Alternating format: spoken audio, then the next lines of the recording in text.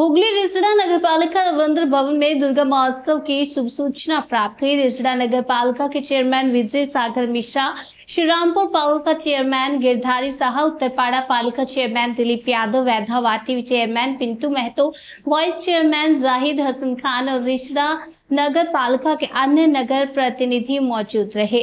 वैधवाती नगर पालिका के चेयरमैन पिंटू महतो उपस्थित थे। उत्तरपाड़ा नगर पालिका के अध्यक्ष दिलीप यादव और पूजा समिति के सचिव उपस्थित थे।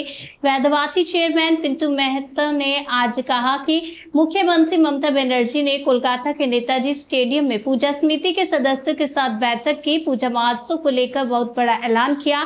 पहले पूजा समितियों को 70,000 रुपए मिलते थे, लेकिन इस साल उन्हें राज्य सरकार की ओर से 85,000 रुपए अनुदान देने का सीएम ममता बनर्जी ने घोषणा की है।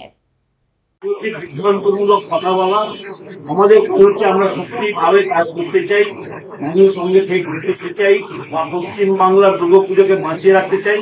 আজকে মমতা বন্দ্যোপাধ্যায় 2011 সালে আসার পর থেকে যেভাবে পুজোগুলোকে তিনি সাহায্যের হাত বাড়িয়ে দিয়েছেন, তার জন্যই আজকে ইউনেস্কো সম্মান পেয়েছে। বাংলা আজকে গর্বিত, দুর্গাপূজা আমাদের গর্বিত, তাই বিশ্ব আজকে দুর্গাপূজাকে জানতে পেরেছে এবং সেইভাবে বিদেশ থেকে বহু মানুষ এখানে ঘুরতে আসে। একটা সময় ছিল বামফ্রন্টের আমলে দুর্গাপুজো পারমিশন নিতে গিয়ে বিভিন্নভাবে হ্যারাস হতে হতো, পয়সা দিতে হতো। শুধু তাই নয়, সিএসসি যেভাবে অত্যাচার করতো, বহু মানুষকে অ্যারেস্ট করে, পূজা কমিটিকে অ্যারেস্ট করে ঢুকিয়ে দিয়েছে।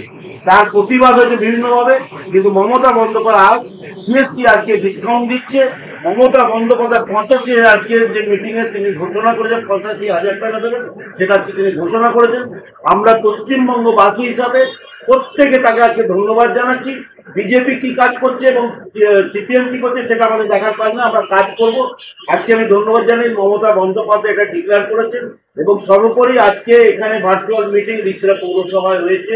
রিসরা পৌরসভার চেয়ারম্যান বিজয় মিত্র, জাহিদ হাসান খান ভাইস চেয়ারম্যান এবং অন্যান্য পৌর সদস্য সিআইসিরা আছে, কর্মচারী আছে, যাদের এখানে আজকে আমরা করি তাদেরকে ধন্যবাদ জানাবো।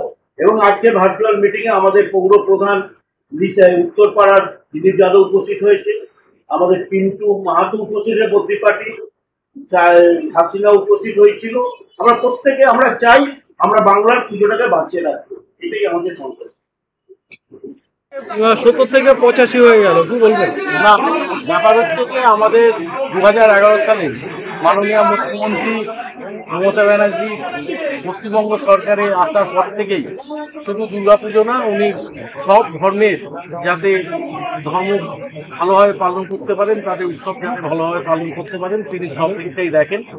আর যারা বাইরে থেকে এসে বলেন যে পশ্চিমবাংলার দুর্গাপুজো সরস্বতী পুজো করতে দেওয়া হয় না, তারা তাদের চোখে আঙুল দিয়ে আজকে দেখিয়ে দিলেন যে দিন দিন যাতে পুজো খরচা বাড়ছে, বিভিন্ন জায়গার বিভিন্ন প্যান্ডেল, লাইট, বিভিন্ন বিষয়ে যে খরচা বাড়ছে, তার সাথে সাথে সরকারি যে তিনি অনুদান দেয় যেটা 70 থেকে 1 লাখ টাকা 85 করে দিয়েছেন এবং এবারে ঘোষণাও করেছেন সামনের বছর 1 লক্ষ করে দেবেন।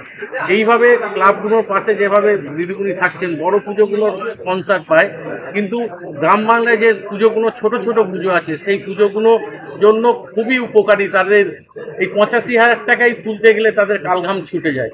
আজকে রাজ্য সরকার যেভাবে 85,000 টাকা ঘোষণা করেছেন মাননীয় মুখ্যমন্ত্রী, তাতে গ্রাম বাংলার ছোট পুজোগুলো ভালোভাবে করতে পারবেন এবং ফায়ার ব্রিগেড ফ্রি করে দিয়েছেন এবং সিএসসি এসিবিকে একদম বলে দিয়েছেন 25% তারা চার্জ নেবে।